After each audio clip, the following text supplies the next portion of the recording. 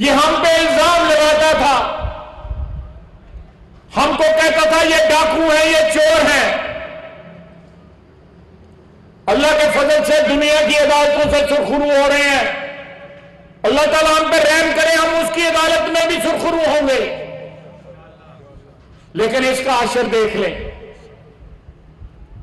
इस पे जो इल्जाम लगा रहे हैं, कल आने वाले दिन में आप देखेंगे कि उसी मुर्शद के जिम्मे डाल देगा सारा कुछ।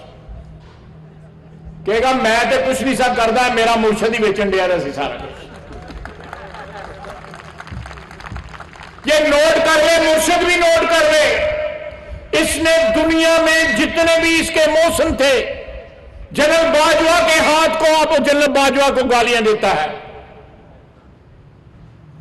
जनरल बाजवा इसका मौसम है, ये मौसम कुछ है। ये शख्स, इसको 4 साल जो है उन्होंने बड़ी मत देने की कोशिश की, लेकिन दौलत की हवस और इक़्तिदार से मोहब्बत जो है इसको सीधे रास्ते पे न ला सकी।